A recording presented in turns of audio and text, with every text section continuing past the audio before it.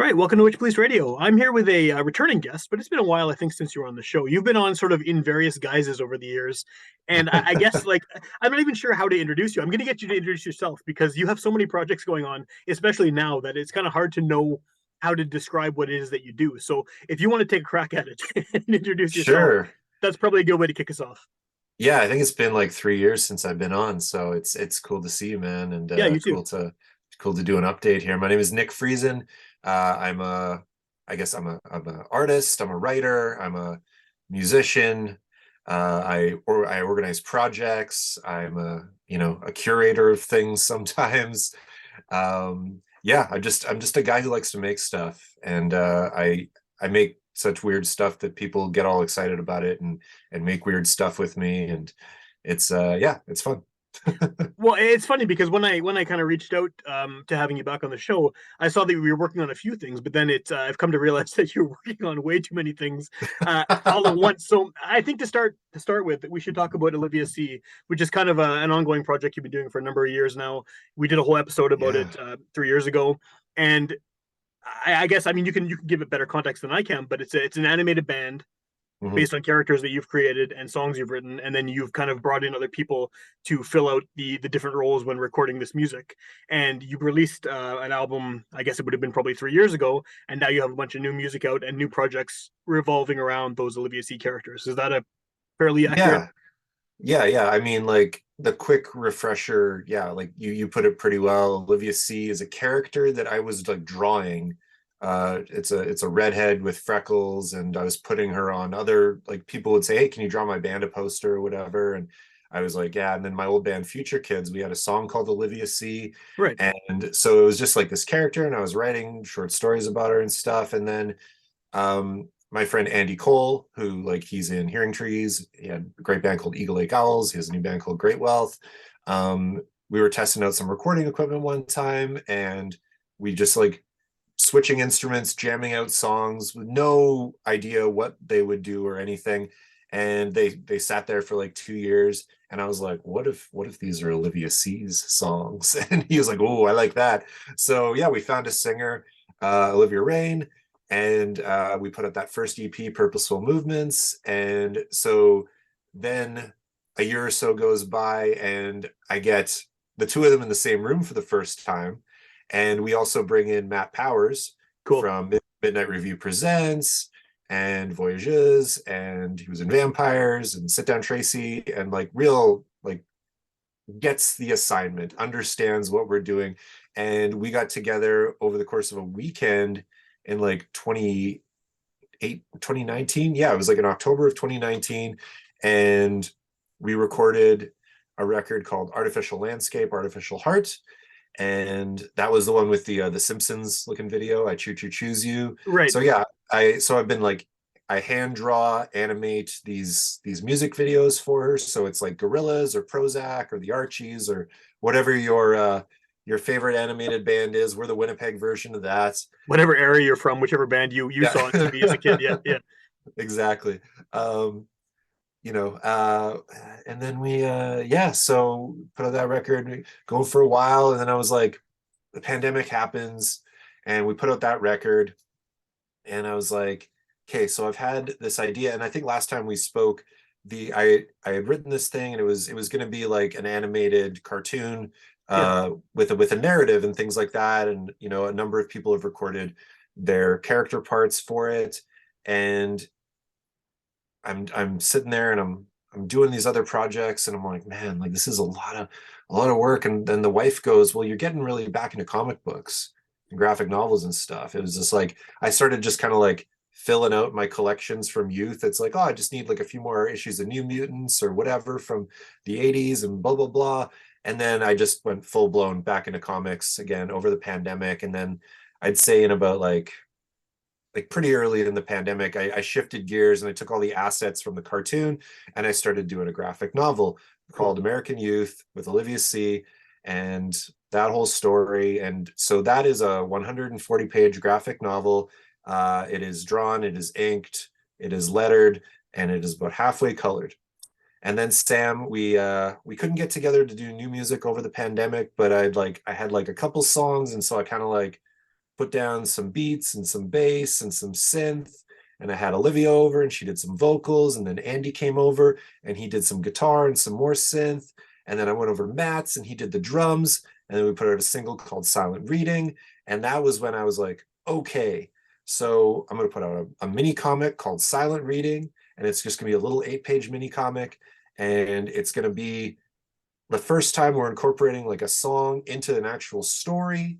Cool. And so it's all about like her in a dance class. And when you go to oliviac.bandcamp.com and you download the Silent Reading EP, you can get this mini comic as a PDF download for free.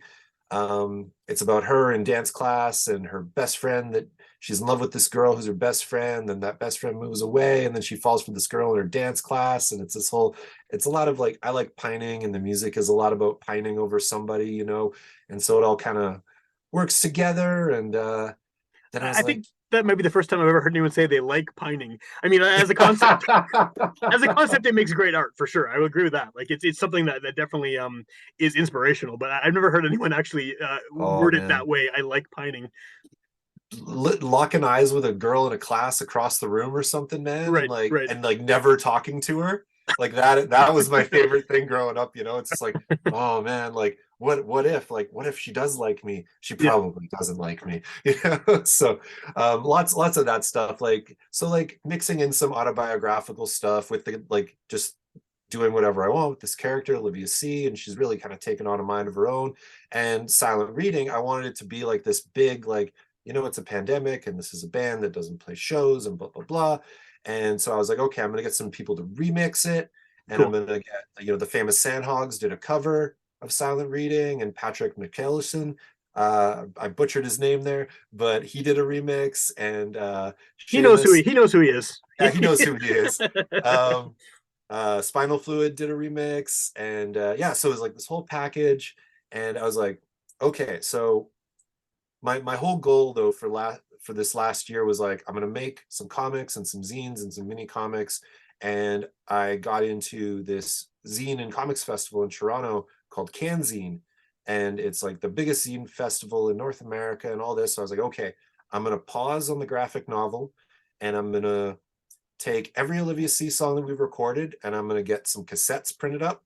And so I made this compilation of all 18 songs or whatever called Crushorama. And I took that and I made a 20-page like proper comic book, The Unpredictable Olivia Sea, where her and her dance class friends get evicted from their dance studio by the mayor, who buys the building, and they decide to go and become vigilantes and kind of take out the mayor. And so that's like a 6-part kind of mini series. It's going to come out quarterly. The Cool. next issue will come out in January. And so each issue of that is going to have a song accompanying it. And that's how we're going to release music for the next year and a half or whatever it is. So every 4 months, you'll get an Olivia Sea comic book, which you can get at a couple of shops in Winnipeg. There's some at Riley Gray on Corden. There's some at 204 Comics in St. Vital. Or you can go to, you know, the Olivia Sea website, oliviac.net. I got like one of those big cartel pages, so it's easy to sell stuff on. So yeah, like, but I take it out to Canzine. I meet some great people. I'm getting in people's hands and explaining the project to them and seeing like the wheels in motion. Like the first time I explained the project to you, Sam, Yeah, yeah. it was like, they're like, so, okay, so it's a character, but what are these tapes? Is it like real music? Like, what'd you put on here? It's like, oh, it's like a full-on real band. And I write all these songs, and me and my friends make them. And everyone's like, oh man, like, what does it sound like? It's like, oh, it's like Phoebe Bridgers or Always, or like, you know, just like melodic, like indie rock with a like ethereal girl voice. And I'm like, okay, yeah, yeah. So I like sold some tapes, sold Nice. some comics, some mini comics. And then also there, I'm going to show you a copy here, Sam. I also printed off a book of short stories. These short stories I'd written like 7 years ago. I never did anything with them. I said I'm going to print off some exclusive copies. It's called Understanding Anti-Skip Technology, Short Stories and Other Nonsense. Right on. And so I've got a ton of short stories in there. And then in the back, I put in a CD of some of my favorite songs that I've written that other Nice. people have. So we've got Future Kids, we've got Video Brats, we've got Olivia Sea, we've got Famous Sandhogs, we've got Gareth Williams. Yeah, like all these different, my very first band, Suburban Sidecar, is in there, a band that no one's ever heard. That's awesome. So yeah, just kind of like, okay, as we're doing so many new projects and you have a project in the back of your mind that's like taking up space and you're like, I just got to get it out there. Even as a self-published book, I'm going to put these songs out with it, and it's its own little thing. And there we Yeah, go. So that is your rundown, Sam, of Olivia Sea and where it's at right right, and that's a lot. Like just even that one project. There's so many different things, and I do respect the like putting it out in large quantities on different platforms, and especially bringing back the old short stories and putting those out. Like there's definitely, we're in a weird era now where you can do stuff like that. It's easy, it's very now. relatively easy to self-publish or to put music online or to even make tapes isn't that hard in this day and age. Yeah. And it's cool to see you doing all of this. And I know you have more, but just to stick on No, Olivia no, Sea let's for a let's minute. talk about Olivia Sea Yeah, for a yeah. while. There's lots to talk about. What is I probably asked you this last time too, but what is the continued appeal of the character to you? Why? Well, I mean, because you've been doing this for like you said, you were using it for posters, you were using her for Future Kids stuff back when that was an active Yeah, band. man. What's the draw to this character? Like, why are you so connected to her?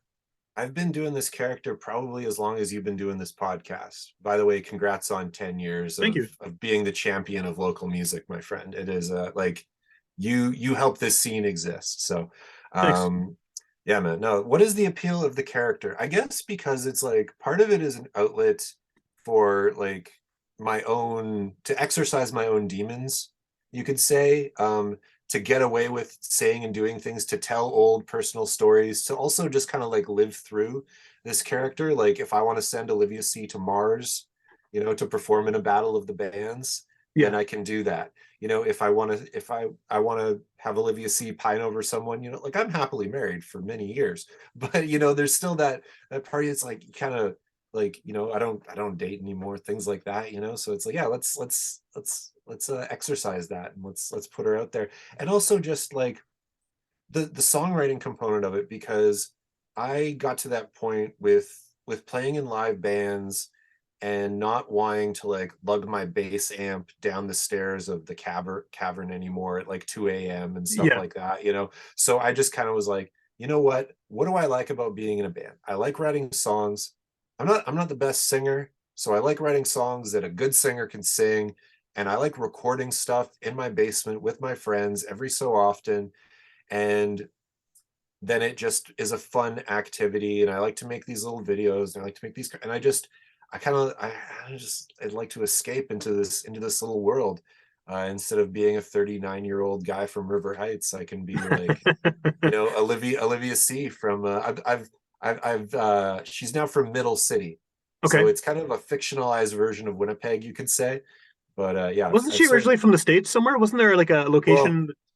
yeah, in the graphic novel she winds up in Portland, Okay. Okay. so that's still part of the ongoing story. But yeah, this comic book series, it's like it'll lead up to this graphic novel, so everything will release in proper succession, and the art will improve a little bit maybe, and we'll go from there. But yeah, it's just kind of like it's the my favorite things about being in a band. I do miss like getting together to jam every Thursday night, like having Yeah. band practice and stuff. But I'm also at a point in my life where I don't know if I have that in me every week, or like to really crank out that many songs. Like, so we just sat down. I wanted to get everyone together on Remembrance Day because everyone would have the day off, and I was like, okay, guys, we're gonna book it. And I've got a few new songs written, and Andy started demoing stuff, and we're sending back and forth, and we're getting all excited.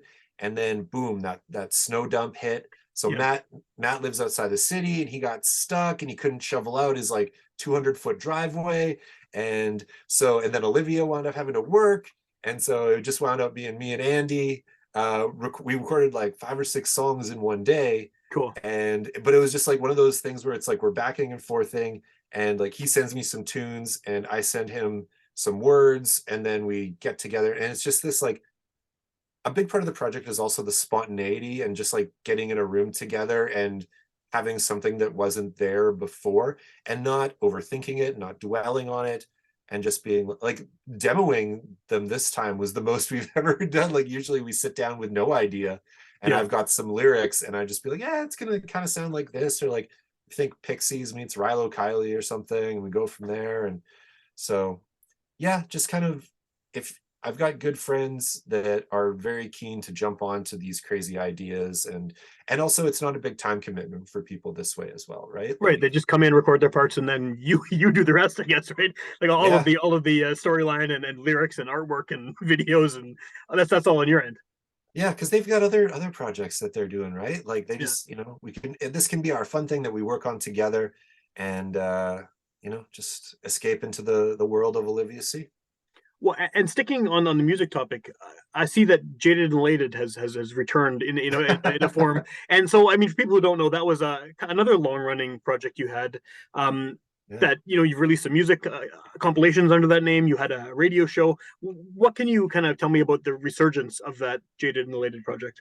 Yeah, so Jaded Elated was a 90s Canadian music website and UMFM radio show that existed for about 6 years, until I just said, no, I'm good. Like I always say, like my favorite era of music is the mid 90s can rock. I love that stuff. I had people come to my basement and record 90s covers live off the floor, like some incredible bands. And I always record the radio show from home, but I'd go in during Pledgerama, and like Paige Drobot came in and did like Cool. a Bjork cover one time. Like it was just like, again, like a fun way to mingle with some musicians and to work on this stuff. And we put out a Matt Good tribute album in 2017 to celebrate the 20th anniversary of Underdogs, and had different artists doing each song on that record. And we had like French Press and a ton of other bands on there, from across the country. It wasn't just Winnipeggers. Yeah. um, but yeah, Jaded and Elated takes its name from a song by the band Transistor Sound and Lighting Company. And now, if you're a certain age, like Samurai, you know that that was like just one of the best like indie rock, like just like a supernova of, it was chaotic and beautiful and Still like, holds up too. I listened to it recently. I listened to the oh, CD and it was just like this is it's so good. warbly, noisy, fuzzy indie rock. And it's Jay Churko, who you know from Chords of Canada and Music Trader, Into the Music, etc. Like he's the nicest guy in Winnipeg, and a creative genius. And we got Dino, and we got Marty. And Marty, we went on to Broken Social Scene and to produce records and blah blah blah. But Andy and I, who we do Olivia Sea together, one of our bonding moments was like, oh, you like Transistor Sound and Lighting Company? Cool. I love Transistor Sound and Lighting Company. And so we get to this, we've talked since the 20th anniversary of the Transistor record, about getting a tribute album together. And then we sit down to do these Olivia Sea songs, and Andy goes, oh, do you think we should do Elegy for Peaches off the Transistor record? And I was like, yeah, I think we should. And I think that it's the 25th anniversary next year. So I think that we're going to do this compilation album. And like, yeah, like I've got like I call it a stay-at-home record label, Yeah. called Inservice Records. Perfect Like we name put for out, it. Yeah. yeah, so it's like you stay home, it's in service day. So yeah, like we put out, like it's mostly like Future Kids and Olivia C and these compilations, but also like we did a record with Ryan Stanley Shadeen, and we recorded that in my basement. I just wanted to, because I'd recorded all these other bands doing covers, and I was like, I kind of want to like Yeah. do a record with Ryan because he and I are pals. And It's a really good so, record too. I still like that record a lot. oh, thanks, man. Yeah, and Blue from Grotoko is on it, and like yeah, just like a really like fun, sweet record, like some acoustic and some rock and roll. But anyways, so yeah, I started reaching out to people, like kind of like-minded folks that I knew were into Transistor. And so yeah, there's been a very nice response. And also like Jay and Dino on Instagram kind of gave it the blessing, and they were Cool. very flattered that we were putting it together. And like I've talked to him at the record store, but only once was I like, oh, hey, so I do this thing called Jaded and Elated. He's like, oh, that's you. Like it's just, when you get it, like, even though it's just two people talking, but when someone writes songs that are very important to you, you get that like fanboy Totally. kind of vibe. So And yeah, you're trying to repress it, right? Because yeah, you don't want to come across like that. But yeah, you for sure. If you're talking to someone whose songs meant a lot, it's hard to not just be sitting there and hammering them with questions about this song and that lyric and that for sure. Yeah. yeah. So we're doing that, and we got a lot of bands on board, and a lot of I mean, I could tell you, but I don't want to announce anything too soon yet. But I will say that there are some big names that aren't just Winnipeggers Cool. that have expressed interest, and there may be a band or two reuniting Oh wow. to go on this, some 90s early 2000s acts. So yeah, I'm pretty excited about how it's come together, and just one of those things where, like, you know, and we'll put it out, like, I want to put it out on CD and cassette just like the original was. Makes sense. Yeah. So we'll see how that goes. But yeah, I'm excited for that to be kind of one of the big projects for 2023. Do you have like an estimated time when it's going to come out, or just sometime next year? I'm holding everyone to a spring deadline to get some songs in. So I mean, summer or fall. I've put compilations together before. We did a Degrassi That's tribute right. back in the Yeah. Yeah. No Label Collective days, and that thing took a year and a half, almost 2 years to get together and to come out and get everything right. But yeah, I just kind of want to. I want the Transistor guys to know how much the record means to us, and I want it to be right, and I don't want to rush it. So it'll be out next year for the anniversary. And I was talking to Andy last night, and he's like, even if like we get together and like fill out a couple songs that either we can't get people for or whatever, and just have different singers on them, like Yeah. we'll make it our own thing. And it'll be, I just I like it when people, a bunch of different acts, do every song on the record, and it's this whole new reimagining of the beast. And yeah, so Yeah, it's cool. It's always interesting to hear people just completely reinterpret something, and and then on those records too, like not necessarily yours, but the ones that people do where they're covering a whole album or a whole band's catalog. There'll be some that do it straight up, and then there's other ones that completely take it to left out of left field and make some mhm, insanely different version. And both are good. Like if it's a great record, it's hard to screw up, no matter what you do. exactly. If you play it straight ahead or deconstruct it, it's going to be good because the source material is solid. Yeah, like whether it's on an acoustic guitar or it's just like a fuzzed out backwards chaotic pile of nonsense, like it's all in the spirit of the material, Yeah. and it's your interpretation. I like, sure, there's nothing wrong with doing a straight up cover and just paying tribute to that song because you love that song, but to really put your own stamp on it, like, you know how Trent Reznor talks about Johnny Cash doing Hurt, and he's like, no, that is Hurt. That is what Hurt is Yeah. supposed to sound like, you Yeah. know. So that's always fun to see, like when someone can make an old song that we've heard a million times, make it something new and fun. Yeah, and also like it's one of the, like, it's a hard record to find too, you know. So like I Yeah. just want to like get it back on people's radars. Like it's not even on Spotify, like it's on YouTube. Someone put up a kind of a rough version of it on YouTube, but yeah, everyone just go and find that Transistor Sound Lighting Company record if you haven't yet. Like It's it's good. I have this. I have the CD that I've had for a long time, but yeah, it's yeah, one of me those too. ones that if you don't have it already, it's yeah, you can't you can't get it anywhere. So okay, so you have this compilation coming. You have the comic book ongoing, graphic novel coming out. Olivia Sea, everything is on the go. Is there kind Yeah. of a central hub where people can find all this stuff? What I know you mentioned the Olivia Sea website earlier, and there's the Bandcamp, but I mean, for all of these various projects you have going on, is there somewhere to find them all, or are they all? Yeah. I mean, I go by Nickel Astronaut on all the social media. So whether it's Instagram or YouTube or whatever, at Nickel Astronaut, and then nickelastronaut.wordpress.com is the main hub. So yeah, you can order, like, you know, I've got like the big cartel shop with all the books and the tapes, and then I've got a Redbubble page, and I've got like, I make updates on there, and I post a lot of the art and just updates and links to interviews with Witchpolice and stuff like that. So yeah, and that is like the one-stop shop for like everything that I'm doing. And then yeah, oliviac.net is like just the Olivia Sea Cool. project. So yeah.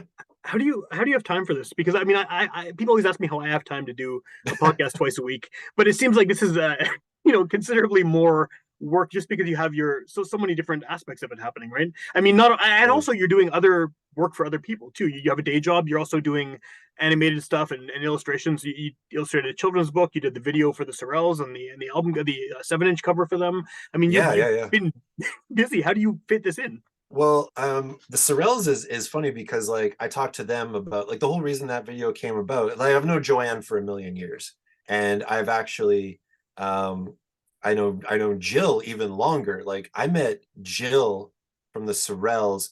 She was probably 14 and I was 16, and we were Oh, at like wow. a finger 11 meet and greet. And then I would just see her at concerts over the years. And one time it was like a Econoline Crush at the Bird and Godsmack. Let me Wow. tell you, back in those days. And I put like Jill up on my shoulders so she could see, so it's like, and now, like it's like Mutual Admiration Society, blah, blah, blah. But I said to them, I was like, hey, like, you know, can Sorels be part of that Olivia Sea comic book cartoon world? And I'll put you in that world, and then we'll do the video and blah blah blah. And so it was kind of like a trading of whatevers. And so that's how that came about. And yeah, I did one for Sierra Noble and Rusty Robot, called Let Me Out of Here. And that was like rotoscoped. Like I'd never done that before. Yeah. I spent literally 4 months on that every day. Like, and that was during the pandemic. So I was just like, I'd get up, eat breakfast, go to work on Let Me Out of Here. And that involved shooting them live in the studio for a day, Yeah. and then cutting together a video, and then literally tracing over every third frame to create this kind of dreamlike, I don't know, like there's pencil crayon, there's marker, there's digital, there's all these different vibes, and telling her story the way that it needed to be told. And yeah, and I'm doing one kind of like that for Mise en Scene. Oh, cool. That's coming out in the new year. Did some illustrations for Funky Miracles. They put on a t-shirt. They wanted to, they're like, can you make us Rocket Robin Hood? I was like, I can make you Rocket Robin Hood. That's a great Nice. idea. Nice. So yeah, and then I did a video with a singer named Sprig, who's based in Austin, Texas. Wow. And she was just following the Olivia Sea account, and one day was like, so is this a real person or what's going on here? And we got to talking, and so yeah, we did a video called Fun. And what else? I don't know. What was the question saying? No, no. Where Well, do I okay. find the time? Maybe you know what? Obviously, you're finding the time because you have all this stuff happening. But just, I just, just, just if to I don't do it, then yeah, who's gonna do it? good point. That's what I feel about this show. Exactly. Someone needs to Like do it, right? Yeah. Yeah. if I want to see the thing, I got to make the thing. That's right. That's as simple as that.